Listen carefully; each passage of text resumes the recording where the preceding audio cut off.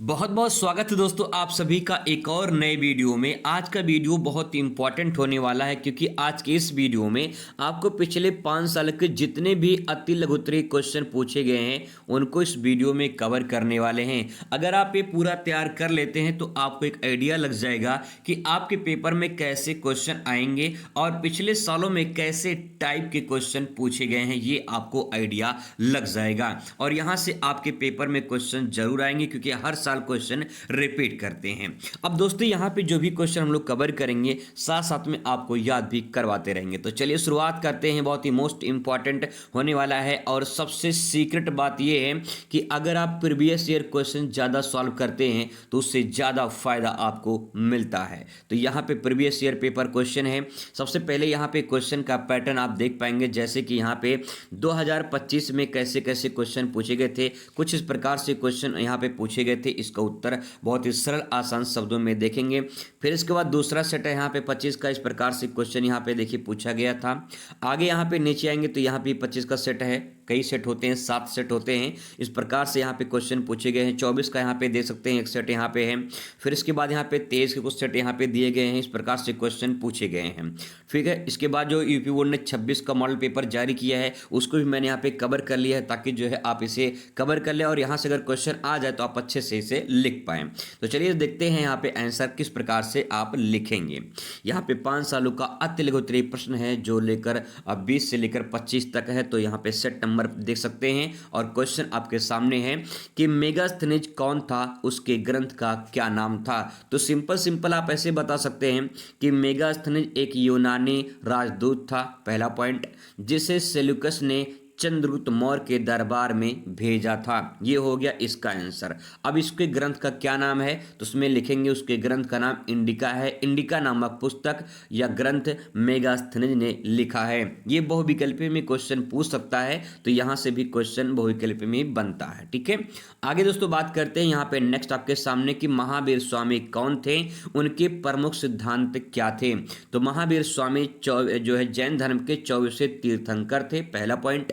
उनके प्रमुख सिद्धांत कौन कौन से हैं तो यहाँ पे लिख सकते हैं कि हिंसा नहीं करना, यानी अहिंसा मानते थे वो। सत्य मानते थे कि हमेशा सत्य बोलना चाहिए।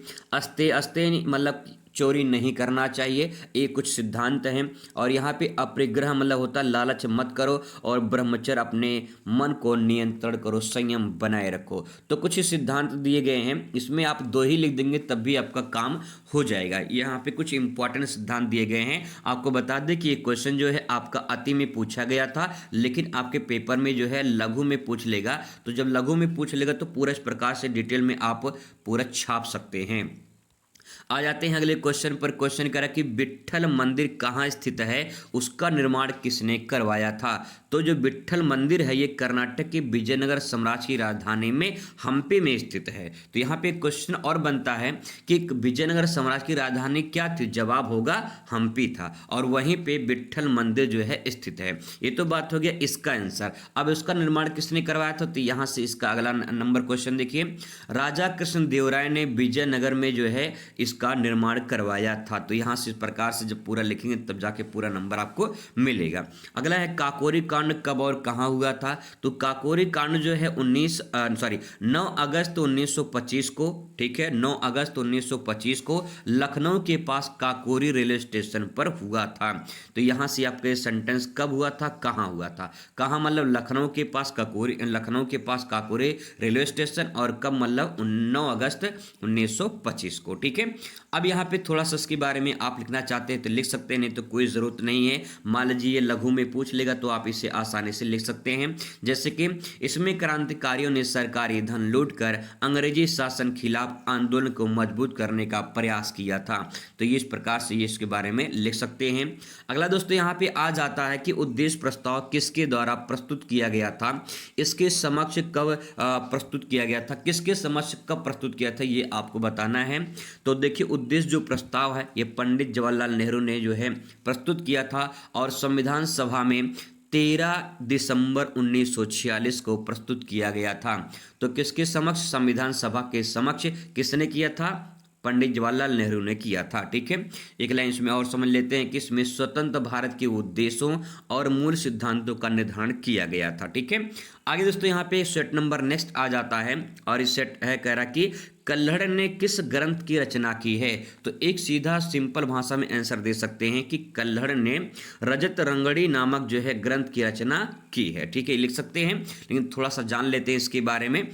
इसमें कश्मीर के राजाओं और ऐतिहासिक घटनाओं का विस्तृत वर्णन मिलता है, क्योंकि जो कल्हड़ थे एक कश्मीर के प्रसिद्ध इतिहासकार थे। तो कश्मीर के जितने भी राजा थे उनकी कहानियाँ, उनके जीवन, उनकी घटनाएं, वो सब राजत रंगड़ी में उन्होंने लिखा है। तो इस प्रकार से लिख देंगे, बढ़िया पूरा नंबर मिल जाएगा। इसके बाद तो अगला आ जाता है क्वेश्चन यहाँ पे कि अशोक के जो अभिलेख थे, अभिलेख को पढ़ने में सबसे पहले कौन सफल रहा है।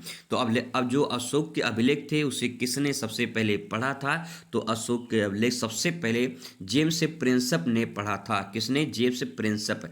जैसे प्रिंस होते हैं ना, प्रिंस नहीं राजकुमार होते हैं, तो यहाँ पे प्रिंसप कर देंगे तो आपको थोड़ा सा याद रहेगा। आगे इसमें देखिए, उन्होंने ब्रह्मलिपि को समझकर अशोक के शिलालेख और स्तंभ लेख के अर्थ को स्पष्ट किया था। तो अगर क्वेश्चन थोड़ा सा डिफिकल्ट कर दे या फिर घुमा दे या फिर लघु में पूछ ले तो आप घबराइए ना, इसको समझने का प्रयास करिए और अच्छे से इसको लिख पाएंगे। तो कैसे यहाँ पे देखिए किस भाषा में लिखा गया था, ब्रह्मलिपि में लिखा गया था। ब्रह्मलिपि को समझकर शिलालेख और स्तंभ लेख को अर्थ को उन्होंने स्पष्ट किया था। आगे दोस्तों यहाँ पे नेक्स्ट है कि अंडाल कौन थी और उन्हें क्या कहा जाता था। तो इसमें लिखेंगे अंडाल जो है दक्षिण भारत की प्रसिद्ध अलवार संत थी। ठीक है, और अलवार जो संत होते थे वो भगवान विष्णु की महान भक्ति करते थे। यहाँ पे लिखेंगे उन्हें कुडई नचियार भी कहा जाता है। ठीक है, उन्हें कुडई नचियार भी कहा जाता था और भक्ति भाव से लिखे उनके पद जो है वो प्रसिद्ध हैं। तो इस प्रकार से ये कहानी ले सकते हैं उनके बारे में। अगर 2 ही लाइन लिखना चाहते हैं तो बस आप इतना लिख देंगे कि अंडाल दक्षिण भारत के प्रसिद्ध अलवार संत थे, भगवान विष्णु के ये भक्ति करते थे। ठीक है, उन्हें कुडई नचियार भी कहा जाता था, ऐसे आप लिख सकते हैं। इसके बाद तो यहाँ पे नेक्स्ट कि 1857 के विद्रोह में कानपुर से किसने अंग्रेजों को चुनौती दी थी। कानपुर से किसने चुनौती दी थी। तो यहाँ पे एक लाइन लिखना चाहते तो लिख सकते हैं इसमें कि 1857 के विद्रोह में कानपुर से नाना साहब पेशवा, तात्या टोपे और अजीमुल्ला खान अंग्रेजों को कड़ी चुनौती दिए थे। तो नाना साहब, तात्या टोपे, अजीमुल्ला खान, यहाँ पे इसको थोड़ा सा ट्रिक लगा के याद कर लीजिए कि आपके नाना है, ठीक है, आपके नाना साहब हो जाएंगे जो तोप लेकर खड़े हैं। तात्या टोपे यानी तोप लेकर खड़े हैं। ठीक है, और अजीमुल्ला जो है उनके सहयोगी में उन जो है लगे हुए हैं। और फिर इसके बाद जो है नाना साहब, आपके नाना तोप लेकर खड़े हैं और आपके जो है सहयोगी, नाना के सहयोगी में अजीमुल्ला, अजीब से देख रहे हैं, अजीब से आपके नाना को देख रहे हैं। तो ऐसे भी कहानी की तरह बना के आप इसको याद कर सकते हैं, क्योंकि नाम है तो थोड़ा सा भूल जाते हैं कभी कभी। तो आपके नाना तोप लेकर खड़े हैं और अजीब से देख रहे हैं, तो अजीमुल्ला खान हो जाएगा। आगे यहाँ पे नाना साहब ने स्वयं जो है पेशवा शाही पुनः स्थापित करने का प्रयास किया था। तो ये जो है कहानी इस प्रकार से आप यहाँ पे लिख सकते हैं। आगे दोस्तों यहाँ पे अगला क्वेश्चन आपके सामने कि भारत का अंतिम वायसराय कौन था। ये क्वेश्चन बहुविकल्पी में पूछ सकता है, इसको बहुत अच्छे तरीके से ध्यान रखेंगे। लॉर्ड माउंटबेटन जो है भारत का अंतिम वायसराय माना जाता है और ये देश के विभाजन में जो है ये काफ़ी अहम भूमिका इसका निभाता है, लॉर्ड माउंटबेटन का। ठीक है, 15 अगस्त 1947 के बाद वायसराय पद समाप्त हो गया था। आगे दोस्तों यहाँ पे बात कर लेते हैं क्वेश्चन नंबर नेक्स्ट। अगला सेट आ जाता है और सेट में क्वेश्चन पूछा गया कि हड़प्पा सभ्यता का जो काल निर्धारण है वो किस तिथि से किस तिथि के बीच किया गया है, ऐसा भी क्वेश्चन देखा जाएगा। हड़प्पा सभ्यता का काल 2600 ईसा पूर्व से लेकर 1900 ईसा पूर्व के बीच माना जाता है। इसे 3 कालखंडों में बांटा गया है। तो आपको यहाँ पे सिर्फ अगर आप इतना ही ले देंगे ना तब भी कोई दिक्कत नहीं, पूरा नंबर मिल जाएगा। लेकिन अगर क्वेश्चन ये थोड़ा सा बढ़ा दे, लघु में पूछ ले, तो इसे 3 कालखंडों में बांटा गया है, जैसे आप यहाँ पे देख पाएंगे। इंपॉर्टेंट है, प्रारंभिक हड़प्पा काल यानी जब शुरुआत हुआ था हड़प्पा काल तो माना जाता है कि 3300 ईसा पूर्व से लेकर 2600 ईसा पूर्व तक शुरुआत का जो हड़प्पा काल है उसे माना जाता है। फिर इसके बाद परिपक्व यानी जैसे मान लो कि जब बच्चा पैदा होता है तो उसकी शुरुआत की जो उम्र होती है बचपना अवस्था, जिसे हम बाल्यावस्था शैशवावस्था बोलते हैं, तो ये जो यहाँ पे प्रारंभिक काल है इसको मान लीजिए कि इसका बाल्यावस्था है। ठीक है, फिर इसके बाद बाल्यावस्था के बाद आता है युवा अवस्था आता है।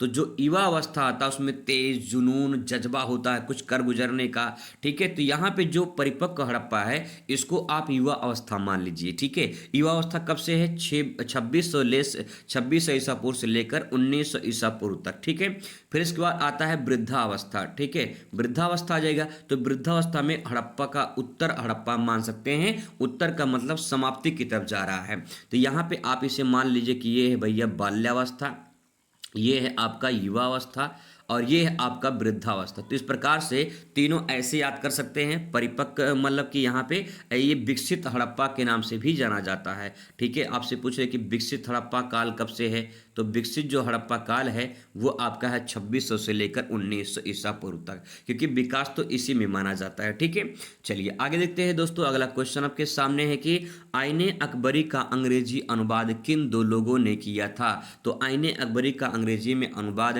हेनरी ब्लोचमैन और हेनरी सुलिवन जैरट ने किया था। अंग्रेजी नाम है, ठीक है, अंग्रेज ने किया था। तो यहाँ पे थोड़ा सा समझने का प्रयास करेंगे। हेनरी दोनों में कॉमन है। ठीक है, और यहाँ पे देखिए ब्लोच है। ठीक है, यहाँ पे ब्लोच है। ठीक है, और यहाँ पे सूली है, यहाँ पे सूली है। तो यहाँ पे देखिए आप इसको जो है ब्लोच सूली इस प्रकार से सूली पे लटका देंगे। तो इस प्रकार से आप याद कर सकते हैं ब्लोचमैन और सूली जैरट को। अबुल फजल का महत्वपूर्ण ग्रंथ है जो फारसी भाषा में लिखा गया है। अब क्वेश्चन मान लो घुमा दे, आपसे पूछे कि आईने अकबरी जो है किस भाषा में लिखा गया है, तो फारसी भाषा में लिखा है। किसने लिखा है? अबुल फजल ने लिखा है। तो ये भी बहुत इंपॉर्टेंट है, ये लाइन भी आपको ध्यान में रखना है, क्योंकि क्वेश्चन घुमा भी सकता है और घुमा के पूछा भी जाता है। अगला यहाँ पे क्वेश्चन है कि संविधान सभा में कुल कितने सदस्य थे? संविधान सभा का अध्यक्ष कौन था? तो यहाँ पे संविधान सभा के जो कुल सदस्य वो 389 सदस्य थे। इसके अस्थायी अध्यक्ष जो थे वो डॉक्टर राजेंद्र प्रसाद थे, जबकि अस्थायी अध्यक्ष जो है डॉक्टर सच्चिदानंद सिन्हा थे। तो इस प्रकार से ये आप लिख सकते हैं। आगे दोस्तों बात करते हैं, यहाँ पे नेक्स्ट पॉइंट है। अगला क्वेश्चन आपके सामने है कि अलवार और नए नार संत कौन थे, वो किन भाषा में गाया करते थे?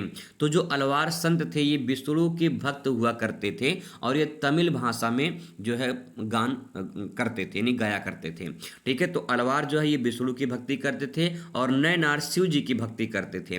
ठीक है, और ये तमिल भाषा में अपनी भक्ति गाया करते थे। दोनों तमिल में गाते थे। ठीक है, बस ये है कि अलवार विष्णु की भक्ति करते थे और नए नार शिव जी की भक्ति करते थे। ठीक है, आप इसको याद कर सकते हैं। जैसे यहाँ पे कभी कभी कंफ्यूजन हो जाता है कि अलवार शिव जी की भक्ति करते थे या विष्णु जी की भक्ति करते थे, तो कंफ्यूजन दूर करने के लिए यहाँ पे एक शब्द याद करिए, नशा।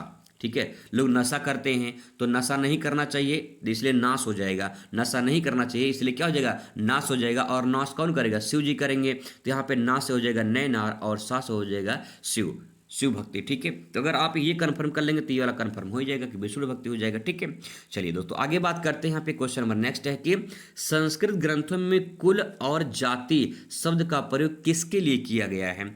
तो कुल और जाति शब्द का जो प्रयोग है वो किसके लिए किया गया है? तो यहाँ पे लिखेंगे संस्कृत ग्रंथों में कुल शब्द जो है ये परिवार और वंश के लिए किया गया है। किसके लिए? परिवार और वंश के लिए किया गया है। और जो जाति होती है वो जन्म पर आधारित सामाजिक समूह का लिए प्रयोग किया जाता है। तो यहाँ पे जो दो बातें हैं वो ये हैं कि जैसे किसी का वंश चलता रहे, ठीक है, किसी का वंश चलता रहे पीढ़ी दर पीढ़ी, तो वो आपका परिवार कुल वंश से हो जाएगा। और जाति जो होती है वो जन्म पर आधारित होती है। तो जो परिवार में जो जाति में जन्म ले लिया वही जाति उसके साथ लग जाती है। तो इस प्रकार से इसके बारे में लिख सकते हैं। इसके बाद तो यहाँ पे 24 का 61 मुझे मिला था, इसके बारे में यहाँ पे देखिए क्वेश्चन लिखा गया है कि जोतदार कौन थे? तो यहाँ पे जोतदार के बारे में लिखना है। यहाँ पे लिखेंगे कि जोतदार बंगाल के बड़े भूस्वामी यानी भूमि के मालिक होते थे। ठीक है, जोतदार कौन थे? भूमि के बड़े बड़े मालिक होते थे।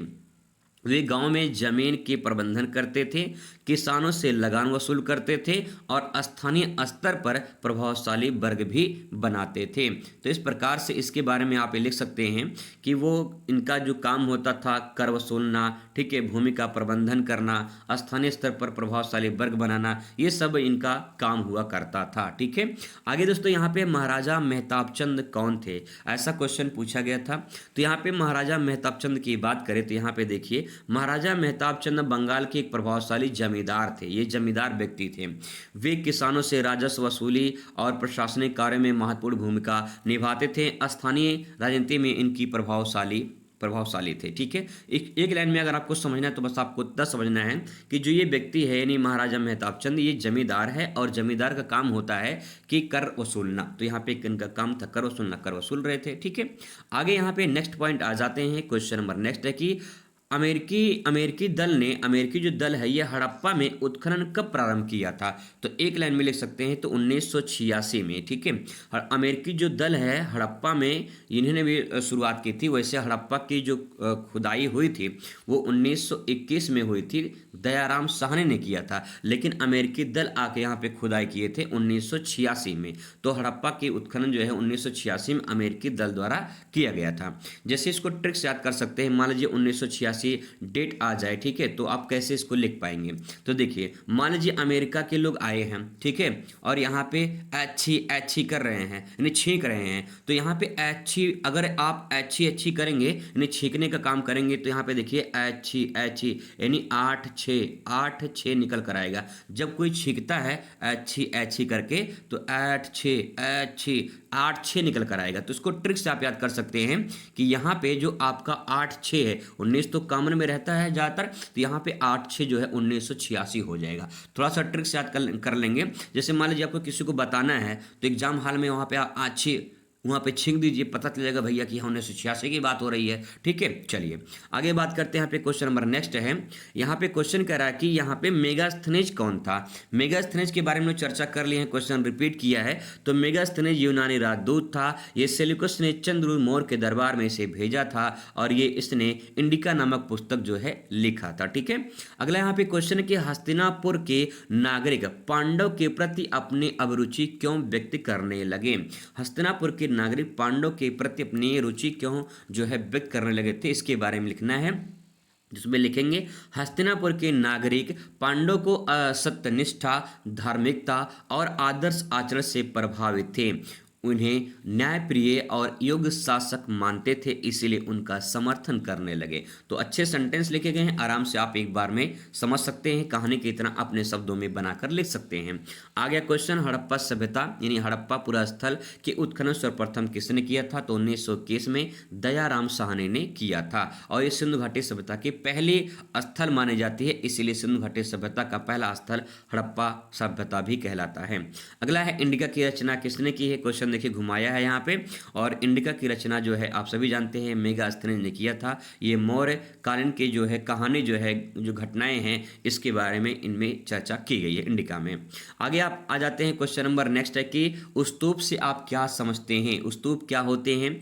तो स्तूप बौद्ध धर्म से संबंधित गोलाकार ढांचा होता है जिसमें बुद्ध से जुड़े अवशेष और स्मृतियां रखी जाती हैं और पूजा स्मरण का प्रतीक माना जाता है। अगर ये लॉन्ग क्वेश्चन में आता है तो थोड़ा सा आप यहाँ पे जो है कुछ इस प्रकार से संरचना बना सकते हैं। ठीक है, कुछ इस प्रकार से संरचना बना सकते हैं। यहाँ पे ऐसे स्तूप बना सकते हैं। ठीक है, ऐसे स्तूप टाइप का बना सकते हैं और यहाँ पे जो है आप एक तरह से बना के अच्छे से प्रदर्शित कर देंगे तो बढ़िया पूरा नंबर मिल जाता है। ठीक है, आगे बात करते हैं। क्वेश्चन नंबर नेक्स्ट है कि चौरी चौरा हत्याकांड कब और कहाँ हुआ था। तो चौरी चौरा हत्याकांड 5 फरवरी 1922 को उत्तर प्रदेश के गोरखपुर नामक जो है चौरी चौरा नामक स्थान पर हुआ था। ठीक है, इस घटना के बाद गांधी जी ने असहयोग आंदोलन वापस ले लिया था। इसको लिखने की जरूरत नहीं है, बस आप इतना लिख देंगे ना तब भी आपका काम हो जाएगा। ठीक है, आगे है क्वेश्चन नंबर नेक्स्ट है कि शिवाजी के अधीन अधीन अष्टप्रधान व्यवस्था क्या थी? तो शिवाजी के अधीन जो अष्टप्रधान व्यवस्था थी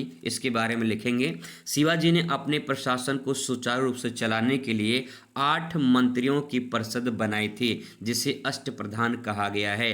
अष्ट से नाम से ही स्पष्ट हो रहा कि ये 8 बातें हो रही हैं। तो 8 यहाँ पे प्रधान लिखा है, यानी 8 मुख्य परिषद या मुखिया के बारे में चर्चा की गई है। कुछ इस प्रकार से यहाँ पे 8 चीज़ें यहाँ पे बनाई गई थी, 8 नाम यहाँ पे को दिया गया है। पहला जाता है यहाँ पे जैसे पेशवा, अगर ये लॉन्ग क्वेश्चन में आएगा तब आप 8 लिखेंगे, नहीं तो सिर्फ आप लिख देंगे अष्टप्रधान थे, बस इतना लिख देंगे, ये लिखने की जरूरत नहीं है, ठीक है। लेकिन अगर ये थोड़ा सा क्वेश्चन लघु में पूछ ले या लॉन्ग में पूछ ले तो आप इसको लिख सकते हैं, बिना लिखे पूरा कंप्लीट नहीं हो पाएगा। जैसे पेशवा पहला था, पेशवा क्या काम होता था? प्रशासन का प्रमुख होता था। मान लो आपको ये चीज़ नहीं याद आएगा तो आप यहाँ पे लिखना कि प्रशासन का एक प्रमुख होता था, पहला पॉइंट। दूसरा, वित्त और लेखा, यानी जो अमात्य होते थे वो वित्त और लेखा, यानी जो कर आता था उसका लेखा जोखा रखते थे। दूसरा, सचिव, सचिव में पत्र व्यवहार होते थे जो सूचनाओं को आदान प्रदान काम करते थे। सुमंत, सुमंत विदेशी संबंध रखते थे कि भाई कैसे किस प्रकार से हम संबंध बनाए दूसरे से, ठीक है। एक से बाद न्यायाधीश होते थे जो न्याय करते थे, आज के दिन भी होते हैं। सेनापति होते थे जो सेना का प्रमुख होते थे। पंडित राव होते थे, पंडित राव में धर्म का कार्य करते थे, ठीक है। और 8वां यहाँ पे है मंत्री, मंत्री होते थे दरबार का संचालन करते थे। इस प्रकार से जो है अष्टप्रधान उनके बटे हुए थे। अगला सेट आपके सामने यहाँ पे है कि कह रहा कि चानुहदुल में मनके बनाने के लिए किन पदार्थों का उपयोग किया जाता था? तो यहाँ पे चानुहदुल में मनके बनाने के लिए नीले रंग का पत्थर, लाल रंग का पत्थर, नीले रंग का पत्थर, लाल रंग का पत्थर, तांबे की मिट्टी, तांबे की नहीं, तांबे और मिट्टी के प्रयोग किए जाते थे। इनका जो है स्थान मनका उद्योग प्रमुख केंद्र था। यानी चानुहदुलों में क्या बनाए जाते थे? मनके बनाए जाते थे। मनके यानी मटका जो होता वही बनाया जाता था, ठीक है, इन वस्तुओं का प्रयोग करके, इन पदार्थों का प्रयोग करके। आगे क्वेश्चन है कि प्रभावती गुप्त कौन थी या गुप्ता कौन थी, उनका विवाह किसके साथ में हुआ था? तो प्रभावती गुप्त या गुप्ता सम्राट जो है चंद्रगुप्त द्वितीय की पुत्री थी। उनका विवाह वाकाटक वंश के, कौन? वाकाटक, ठीक है, ये भी ध्यान रखें, वाकाटक वंश के राजा रुद्रसेन द्वितीय के साथ में हुआ था। तो इस प्रकार से ये हो जाएगा इनका उत्तर। अगला उत्तर आपके सामने है, यहाँ पे लिखा है कि नलयरा दिव्य प्रबंधम के विषय में आप क्या जानते हैं? तो नलयरा दिव्य प्रबंधम ये तमिल भक्ति साहित्य का संग्रह है। यह अलवार संतों के 4000 भक्ति पदों का संकलन है। इसमें भगवान विष्णु की स्तुति यानी भगवान विष्णु के बारे में बताया गया है, चर्चा की गई है, ठीक है। ये जो सेंटेंस है इसको ध्यान रखेंगे। अगला क्वेश्चन आपके सामने यहाँ पे है दोस्तों, कह रहा कि अब्दुल हमीद लाहौरी, अब्दुल हमीद लाहौरी का संक्षिप्त परिचय दीजिए। तो इनके बारे में थोड़ा सा आपको बताना पड़ेगा। अब्दुल हमीद लाहौरी शाहजहां के दरबारी इतिहासकार थे। उसने पादशाहनामा नामक ग्रंथ जो है लिखा है जिसमें शाहजहां के शासन काल का विवरण दिया गया है। अब्दुल हमीद लाहौरी जो है ये भैया लिखे हैं कौन सा? पादशाहनामा ग्रंथ लिखे हैं। सोचिए ऐसा सा ग्रंथ लिखते हैं कि जो है दिक्कत हो जाती है कहीं न कहीं। तो आप याद कर सकते हैं अच्छे तरीके से कि जो है अब्दुल हमीद लाहौरी क्या कर दिए हैं? पादशाह नामक ग्रंथ लिख दिए हैं। बहुत अच्छा काम किए हैं भैया। चलो आगे देखते हैं, अगले क्वेश्चन पर आ जाते हैं। क्वेश्चन नंबर नेक्स्ट है यहाँ पे, असहयोग आंदोलन को संक्षेप में वर्णन कीजिए। तो भैया यहाँ पे असहयोग आंदोलन के बारे में लिखेंगे। असहयोग आंदोलन गांधी जी द्वारा 1920 में शुरू किया गया था। आप इसको याद मत करिए, इसको ध्यान में रखिए, 19 या फिर 20, 19 या फिर 20, ठीक है, 19-20। तो यहाँ पे 1920 याद रखेंगे तो भूल जाएंगे, 19 या 20 में हुआ था। आप याद करिए कि असहयोग कब हुआ था? 19 या 20 में, 19 या 20 में, ऐसे करके, ठीक है। तो 19-20 आपको याद रखेगा, याद रहेगा। आगे इसमें लिख सकते हैं कि इसमें विदेश वस्त्रों का बहिष्कार किया गया। जो विदेशी वस्त्र थे उनका बहिष्कार किया गया। सरकारी विद्यालय में जो पढ़ने जाते थे वो बहिष्कार किया गया। अदालत का जो है त्याग कर दिया गया और अहिंसक तरीके से ब्रिटिश शासन का विरोध किया गया, ठीक है। आगे आते हैं नेक्स्ट सेट पर। सेट कह रहा है क्वेश्चन कि अष्टधाई के लेखक कौन थे? तो अष्टधाई के लेखक पाणिनि थे। बस आप इतना ले देंगे तब भी पूरा नंबर मिल जाएगा, लेकिन थोड़ा सा समझने के लिए इसको यहाँ पे 2 लाइन देख लीजिए। यह संस्कृत व्याकरण का महत्वपूर्ण ग्रंथ है जिसमें भाषा के नियमों को व्यवस्थित रूप से लिखा गया है। तो यहाँ पे हमें चीज मिलता है कि संस्कृत व्याकरण का ये महत्वपूर्ण ग्रंथ माना जाता है अष्टाध्यायी, ठीक है, पाणिनि ने लिखा है। आगे यहाँ पे है नेक्स्ट है कि हुमायूं नामा की रचना किसने की है, तो हुमायूं नामा की रचना, इनकी जो है रचना गुलबदन बेगम ने की है। इसमें हुमायूं के जीवन, संघर्ष और शासन का वर्णन किया गया है। कौन बेगम? गुलबदन बेगम, हुमायूं नामा लिखा है। आगे है अकबरनामा का अंग्रेजी अनुवाद किसने लिखा है, तो अंग्रेजी में अनुवाद अकबरनामा का एच बिबरेज ने किया है। किसने? एच बिबरेज ने किया है। इसको याद कर सकते हैं कि अकबर की बीबी, बिबरेज, देखिए लिखा है ना बिबरेज बीबी, तो अब अकबर की बिबरेज यानी एच बिबरेज ने किया है। यह अबुल फजल द्वारा लिखा गया है। अकबर के शासन की महत्वपूर्ण घटना है, यानी अकबरनामा किसने लिखा है? अबुल फजल ने लिखा है, लेकिन अनुवाद किसी और ने किया है, ठीक है। तो यहाँ से दो क्वेश्चन बनेगा। अगर पूछ लेगा अकबरनामा किसने लिखा है, तो जवाब होगा अबुल फजल। अनुवाद किसने किया है? बीबी ने किया है, यानी बिबरेज ने किया है, ठीक है। चलिए आगे देखते हैं। यहाँ पे क्वेश्चन नंबर आ जाते हैं नेक्स्ट पर। 1857 क्रांति के दो विद्रोह बताइए। तो दो विद्रोह के कारण क्या थे, क्यों विद्रोह हुआ था, तो यहाँ पे देखेंगे ईस्ट इंडिया कंपनी का अत्याचार शासन जो बहुत ज़्यादा बढ़ गया था, इसीलिए 1857 क्रांति माना जाता है। दूसरा है सैन्य विद्रोह। इसका सबसे बड़ा कारण माना जाता है कि जो कारतूस थी, उस कारतूस में गाय और सूअर की चर्बी लगाई जाती थी और उसका प्रयोग जो है वो सब करते थे। मंगल पांडे, झांसी की रानी, नाना साहब, तात्या टोपे, इन्होंने सब आंदोलन किया था, तो ये इसमें कारण माना जाता है। आगे आते हैं काकोरी कांड। ये भी क्वेश्चन रिपीट किया। काकोरी कांड कब और कहाँ हुआ था, तो 9 अगस्त 1925 को लखनऊ के पास काकोरी रेलवे नामक रेलवे स्टेशन पर हुआ था। आगे है 26 का मॉडल पेपर देख लीजिए। 26 का जो मॉडल पेपर है ये भी जरूरी है, यहाँ से भी क्वेश्चन आ सकते हैं। क्वेश्चन है कि मौर्य साम्राज्य की जानकारी के किन्हीं दो स्रोतों का नाम लिखिए। तो मौर्य साम्राज्य की जो जानकारी हमें मिलती है वो अर्थशास्त्र के कौटिल्य से, जो है अर्थशास्त्र जो कौटिल्य ने लिखा है यहाँ से मिलती है, और इंडिका जो मेगास्थनीज ने लिखा है यहाँ से हमें जानकारी मिलती है। तो ये काफ़ी जो है फेमस पुस्तक है, ग्रंथ है, इसके बारे में ध्यान रखेंगे। इसमें प्रशासन, अर्थव्यवस्था और समाज का वर्णन मिलता है। आगे दोस्तों यहाँ पे नेक्स्ट है कि जैन धर्म और बौद्ध धर्म के सिद्धांत में दो अंतर लिखिए। शॉर्ट में उत्तर देना है। तो यहाँ पे देखिए, जैन धर्म कठोर तप और अहिंसा पर बल देता है, जबकि बौद्ध धर्म मध्यम मार्ग और 4 आर्य सत्य पर आधारित है। तो ये काफ़ी इंपॉर्टेंट है, इसको ध्यान रखेंगे। अगला है जैन धर्म आत्मा को मानता है, जबकि बौद्ध धर्म आत्मा के अस्तित्व को नहीं मानता है। ये हो जाएगा दोनों में अंतर। बहुत इंपॉर्टेंट है ये क्वेश्चन, ज़्यादातर लघु या लॉन्ग में पूछता है, ठीक है। आगे है क्वेश्चन यहाँ पे सगुण भक्ति और निर्गुण भक्ति की परंपरा के दो अंतर बताइए। तो यहाँ पे हेडिंग बनाएंगे सगुण और निर्गुण भक्ति परंपरा में दो अंतर, तो इसके बारे में आप यहाँ पे लिखेंगे। सगुण भक्ति में ईश्वर को रूप और गुणों सहित माना गया है, जैसे राम, कृष्ण, इनको माना गया, ये सगुण भक्ति है। अगर निर्गुण भक्ति की बात करें तो इसमें निराकार यानी ईश्वर का कोई रूप आकार नहीं माना गया है, जिसमें कबीर, गुरु नानक की भक्ति, ये सब जो है इसमें कोई आकार ये नहीं मानते हैं। यानी हमें जब ईश्वर को कोई आकार नहीं मानते हैं तो हम उसे निर्गुण भक्ति कहते हैं, जब ईश्वर कोई आकार मानते तो सगुण भक्ति के नाम से जाना जाता है। सिंपल, ठीक है। आगे यहाँ पे है खुद कास्त और पाही कास्त किसान में अंतर बताइए। इंपॉर्टेंट क्वेश्चन है खुद कास्त और पाही कास्त। तो खुद कास्त का मतलब किसान वे थे जो अपनी जमीन पर स्वयं जोतते थे और खेती करते थे। खुद मतलब अपने और कास्त मतलब किसान, अपने किसान जो है अपने जमीन पर खेती करते थे उन्हें खुद कास्त कहते हैं। और पाही कास्त मतलब वे किसान जो किसी दूसरे की भूमि पर खेती करते थे, किसी और की जमीन पर खेती करते थे, उन्हें कहते थे पाही कास्त, और उन्हें लगान देना पड़ता था। तो खुद मतलब अपने खेती पर जमीन कर अपने जमीन पर खेती करना, और पाही मतलब दूसरे की जमीन पर खेती करना। सिंपल, ठीक है। आगे आते हैं क्वेश्चन सूर्यास्त विधि क्या है। सूर्यास्त विधि में इसमें आप लिखेंगे, सूर्यास्त विधि में, सूर्यास्त विधि रैयतवाड़ी व्यवस्था की एक नीति थी जिसमें तय समय सूर्य अस्त होने तक लगान ना देने पर भूमि का अधिकार छिन जाता था। इससे किसानों पर बड़ा आर्थिक दबाव पड़ता था। तो कितनी खतरनाक व्यवस्था थी कि सूर्यास्त यानी सुबह जैसे हुई ठीक है, सुबह हुई, सुबह में आप काम करिए, काम करने के बाद शाम तक, सूर्यास्त होने से पहले शाम तक जो है आपको कर दे देना है। अगर कर नहीं दिए तो आपकी ज़मीन आपसे छीन ली जाएगी। कितनी खतरनाक भी नियम था भैया, नीति नियम होता है, तो आप देख सकते हैं कितनी खतरनाक नियम उन्होंने लगाया था।